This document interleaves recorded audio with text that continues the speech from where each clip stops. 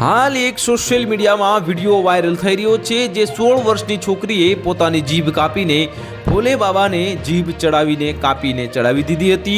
આ છત્તીસ જિલ્લામાંથી એક ચોંકાવનારો કિસ્સો સામે આવ્યો છે। અહીં 11મા ધોરણની એક વિદ્યાર્થીનીએ કથિત રીતે અંધવિશ્વાસના કારણે પોતાની જીભ કાપી નાખી હતી।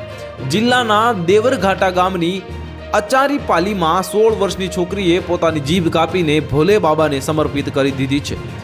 મંદિર પરિસરમાં લોહી ફેલાયેલું છે। તેણીએ પોતાના મંદિરની અંદર બંધ કરી દીધી છે અને ધ્યાન કરવા બેઠી છે। તે જ સમયે ગામમાં લોકોએ પોલીસ કર્મીઓને મંદિરની અંદર જવા ન દીધા હતા। મામલો ડાભરા પોલીસ સ્ટેશન વિસ્તારનો છે અને સોમવારે સવારે 7 વાગે વિદ્યાર્થીએ તેની જીભ કાપીને તેના ઘરની નજીક તળાવના કિનારે ભોલે બાબાના મંદિરમાં સમર્પિત કરી હતી।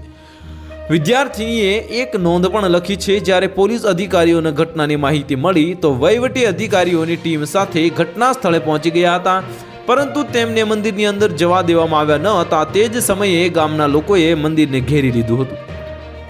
આ બાળકીના માતા પિતાએ પોલીસ અને પ્રશાસનના અધિકારીઓને સમજાવ્યા અને તેને હોસ્પિટલમાં લઈ જવા કહ્યું હતું, પરંતુ વિદ્યાર્થીનીના વાલીઓએ સ્પષ્ટ ના પાડી દીધી છે।